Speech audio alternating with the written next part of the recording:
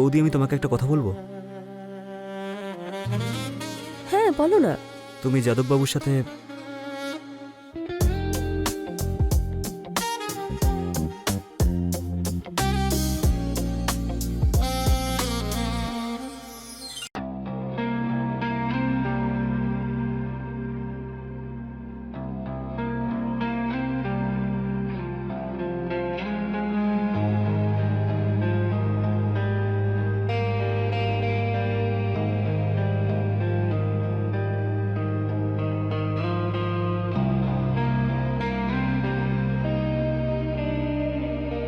বুঝতেই পারছি না একদিনে এত জামা কাপড় কি করে নোংরা হচ্ছে। 34 না হলে 36 তো হবেই। একবার যদি পেয়ে যাই তাহলে কাপড়ের মতো ধুয়ে দেব। মনে হচ্ছে খারাপ লেগেছে।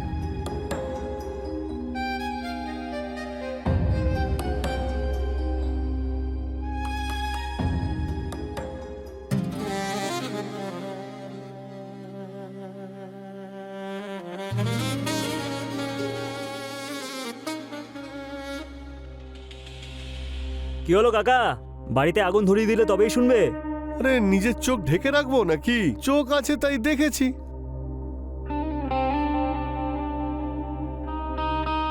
আরে শোনো শোনো না, এই জিনিসগুলো আনার ছিল। রবিকে বলে দিও, ও নিয়ে আসবে। কিন্তু আমার তো এখনই দরকার, রবি তো সন্ধেবেলা আসবে।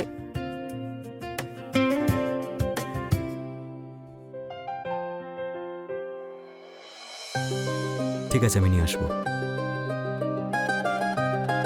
আচ্ছা শোনো, যদি আমার ফিরতে দেরি হয় তাহলে অপেক্ষা না করে খাবারটা খেয়ে নিও।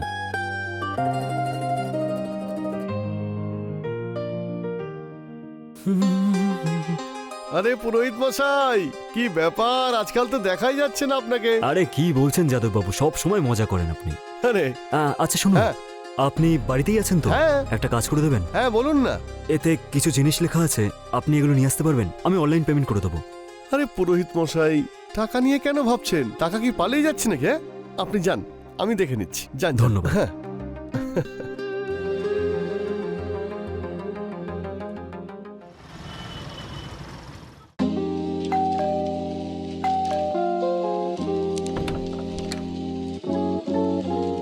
আরে আপনি এখানে? আরে আমাকে দেখে ভয় পাচ্ছেন কেন? আমার মাথায় কি দুটো শিং আছে নাকি যে আপনাকে গুটিয়ে দেব? হ্যাঁ, এই নিন, এই নিন কাগজটা ধরুন। কোনো জিনিস যদি মিস হয় তাহলে ভালো করে দেখে নিন, আমাকে এক্ষুনি বলুন, তাহলে আমি নিয়ে আসছি এক্ষুনি। আপনাকে দিয়ে চলে গেল? আরে তো কি হয়েছে? অজয় আর আমাকে একই মনে করুন না। আজ আমি আপনার কাজে লেগেছি, কাল আপনি আমার কাজে আসবেন। গিভ অ্যান্ড টেক, এইভাবেই চলতে থাকুক। ঠিক আছে, আপনি এটা নিন, জিনিস নিয়ে আসুন। আমি ততক্ষণ চা বানাচ্ছি। আমি এই যাব আর এই আসবো।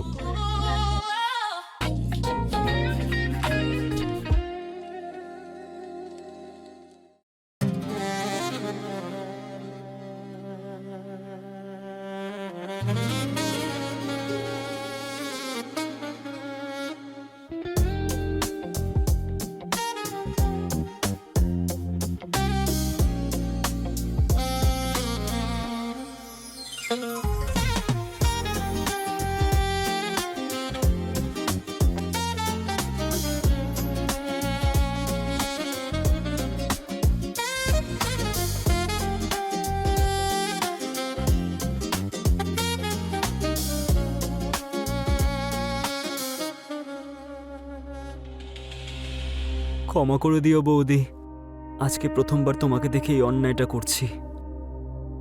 আরে কোথায় আপনি? এই কাকাটাকে বাড়িতে ঢুকে পড়লো নাকি? আপনি এসে গেছেন? হ্যাঁ, এনেন এগুলো ধরুন। আরে ধরুন।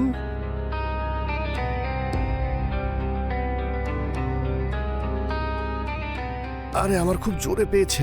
বাথরুম কোথায়? বাথরুম ওই দিকে। আচ্ছা।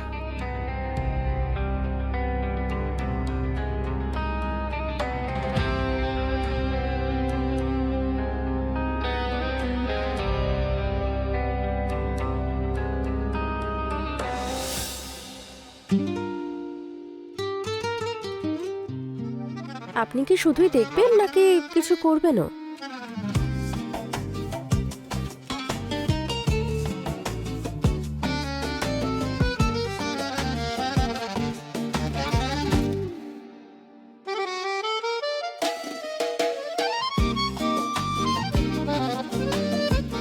এক মিনিট, এই পারমিশন আমি তখনই আপনাকে দিতে পারি যদি আপনি আমাকে প্রমিস করেন যে আমাদের মধ্যে যা কিছু হবে সেটা ফার্স্ট অ্যান্ড লাস্ট টাইম হবে, আর এই কথাটা আমাদের মধ্যেই থাকে যেন। তুমি যেমনটা বলবে, তবে একটা কথা দিচ্ছি, পরের বার আবার আমায় ডাকবে। যদি তুমি ওর সাথে একবার করো তাহলে আমার সাথে বারবার করতে হবে।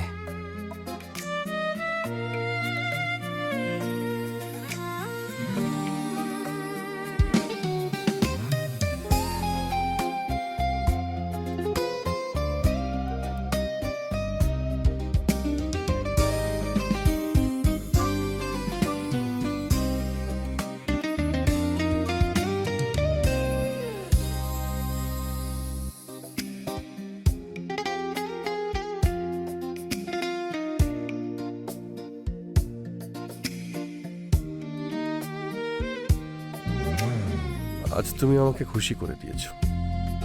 এখন আসছি। যদি বাইরে কাউকে বলার কোনো রকম চেষ্টা করেন তাহলে সোজা রেপ কেসে জেলে পাঠিয়ে দেবো।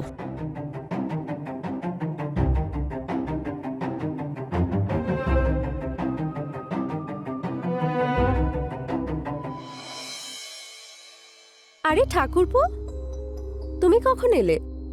1 ঘন্টা হয়ে গেছে বৌদি। তুমি বিজি ছিলে তাই ডিস্টার্ব করিনি। মনে হয় ঠাকুরপো সব দেখে ফেলেছে। ওই যাদববাবুর সাথে কিছু জরুরি কাজ ছিল, আর তুমি এত তাড়াতাড়ি? হ্যাঁ, ওই ছুটি হয়ে গেছে। আচ্ছা ঠিক আছে, তুমি বসো, আমি খাবার নিয়ে আসছি। হুম।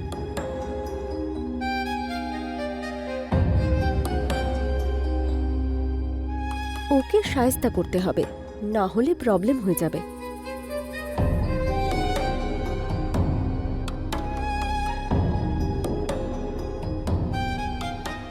থালাটা ধরো ঠাকুরপো। তোমার শরীর টরীর ঠিক আছে তো? হ্যাঁ, ওই ঠিক আছে। আচ্ছা ছাড়ো, এই নাও পায়েস খাও। আরে বৌদি, কোনো ব্যাপার না, সরি বৌদি, আমি এক্ষুনি পরিষ্কার করে নিচ্ছি। তুমি এসো, আমি পরিষ্কার করে দিচ্ছি।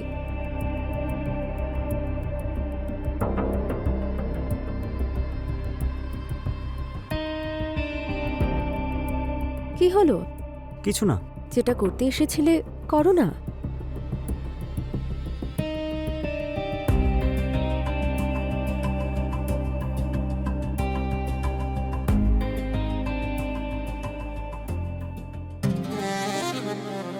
বৌদি, আমি তোমাকে একটা কথা বলবো। হ্যাঁ বলো না। তুমি যাদববাবুর সাথে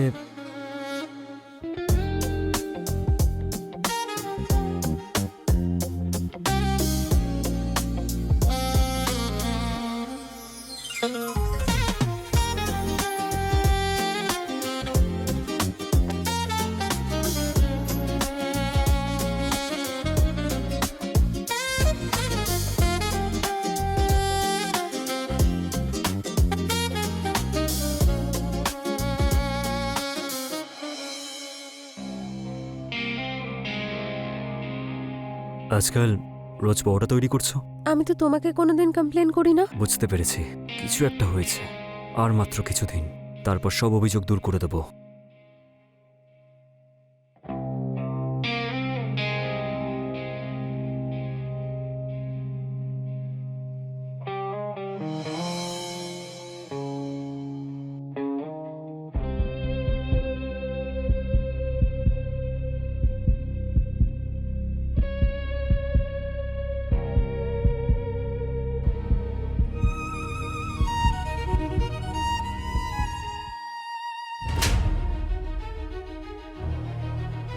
লজ্জা পাওয়া উচিত তোর, নিজের বৌদির সাথে। ছি!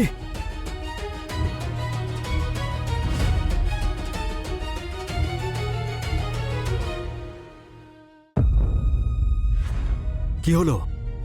তোমার লজ্জা করছে? আমি বাধ্য হয়ে করেছি। এমন কি হয়েছিল যার জন্য তোমাকে এইসব করতে হয়েছে? আমি বলতে পারবো না। বলতে পারবে না মানে? তাহলে এই ভিডিওটা তোমার বাবা মার কাছে যাবে।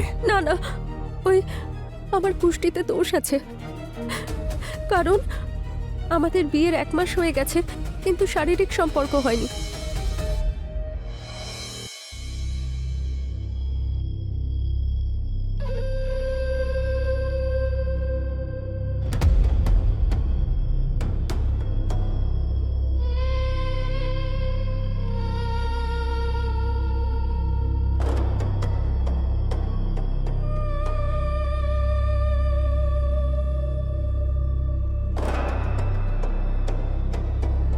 জানি না রে, আমি কিছু বুঝতেই পারছি না। আরে শোন, নয় তোর স্বামী খুব লাজুক, আর না হলে ওর মধ্যে কোনো সমস্যা আছে। না হলে বিয়ের 1 মাস হয়ে গেছে, এখনো কেউ শারীরিক সম্পর্ক না করে কি করে থাকে? আমার তো মনে হয় ভার্জিনই বিধবা হয়ে যাব। জামাইবাবু আবার গে নয় তো? না না, ওর স্বভাব দেখে সেরকম তো কিছু মনে হয় না। শোন, একটা জায়গা আছে যেখানে তুই তোর সব সমস্যার সমাধান পেয়ে যাবি। ওম রিং ক্রিং চামুণ্ডায় নমঃ। ওম রিং ক্রিং চামুণ্ডায় নমঃ। আমি তোমার স্বামীর কাল দোষ কেটে দেব, কিন্তু তোমার স্বামীর সঙ্গে যাতে তোমার ভালো সম্পর্ক হয় তাই জন্য সৎকর্ম করতেই হবে। বাবা, সেটা কিভাবে সম্ভব? একটা বিশেষ পুজো আছে, যাতে জনি জাগরণের পুজো করতে হবে। কিন্তু একটা কথা খেয়াল রাখবে, এই পুজোর রহস্য কেউ যেন জানতে না পারে, স্বামীও না, তা না হলে সর্বনাশ হয়ে যাবে। আর তোমার সঙ্গে আজীবন স্বামীর সঙ্গে কোনো সম্পর্কই হবে না। না বাবা, আমি এই পুজোর রহস্য গোপন রাখবো। যাও গিয়ে স্নান করে নাও।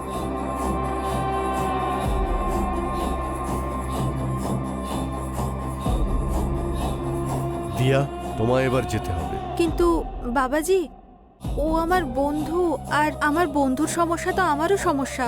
ওকে এখানে একা রেখে আমি যেতে পারবো না। তুমি থাকলে এই বিধি কিন্তু পূর্ণ হবে না। ঠিক আছে বাবাজি, নমস্কার। ওম রিং ক্লিং চামুণ্ডায় নমঃ।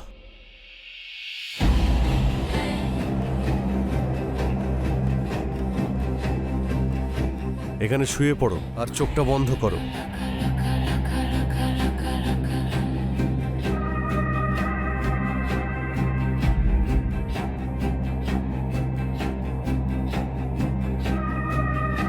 বাবাজি, এটা ঠিক নয়। ভেবে দেখো, পুজোতে যদি মাঝপথে বিঘ্ন হয়, তোমার স্বামী স্পর্শ করা তো দূরের কথা, তোমার দিকে তাকাবেও না।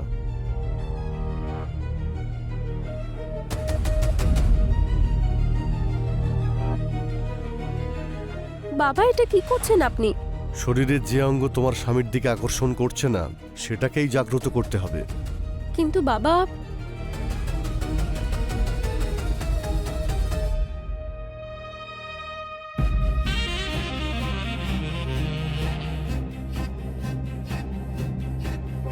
বাবা, এটা কি করছেন আপনি?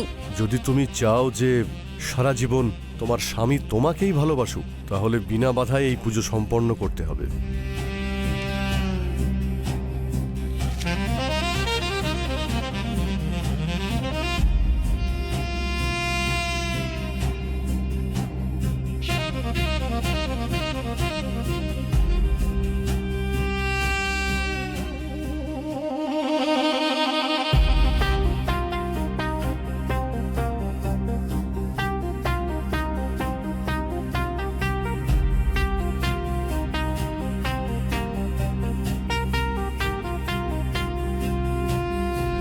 এর মধ্যে 1 চিমটি হলুদ দিয়ে পরোটা বানিয়ে স্বামীকে খাইয়ে দেবে। বশীকরণের চরণ একটু কঠিন হয়।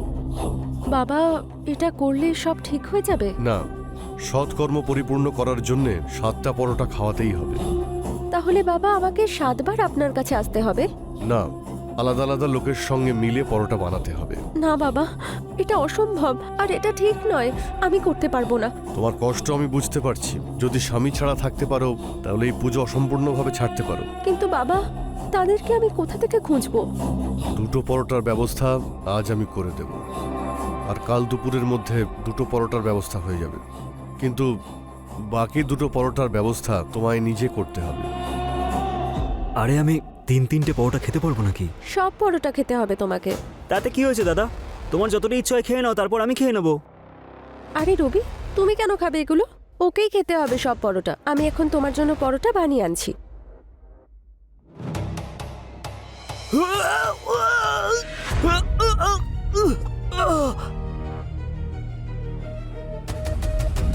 তাহলে তুমি আজকাল আমাকে যে পরোটাগুলো খাইয়েছিলে সেটা আরে পাগল মহিলা, নিজের ফুলসজ্জা করার নেশায় কোথায় কোথায় মুখ কালো করে এসেছো। আমি ভেবেছিলাম যে আমাদের বিয়ের পর সবার প্রথমে আমি বৈষ্ণব দেবীর মন্দিরে পুজো দেব, তারপর কাশ্মীরে গিয়ে হানিমুন করব। ইলেকশনের কারণে আমি ছুটি পাচ্ছিলাম না, কিন্তু ইলেকশনের পর টিকিট বুক করেছিলাম আমি। তুমি আমাকে এই কথাটা আগে বললে পারতে। আরে আমি ভেবেছিলাম যে তুমি আমাকে নিয়ে মজা করবে। আমার মঙ্গল দোষ অনুযায়ী যদি তোমার মৃত্যু হয়ে যেত তখন? আরে যে নিজেই মঙ্গল সে অন্য কারোর অমঙ্গল কি করে করবে?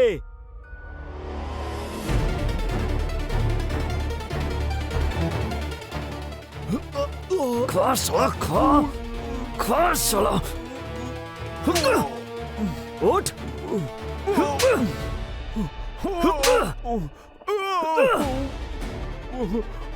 এই একজন বিবাহিত মহিলার দুর্বলতার সুযোগ নিচ্ছিলিস শালা।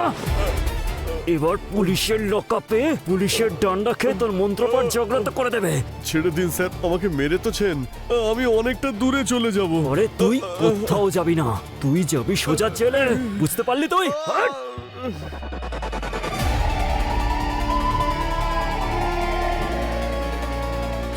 অজয়, প্লিজ আমাকে ক্ষমা করে দাও। আমি খুব বড় অন্যায় করে ফেলেছি।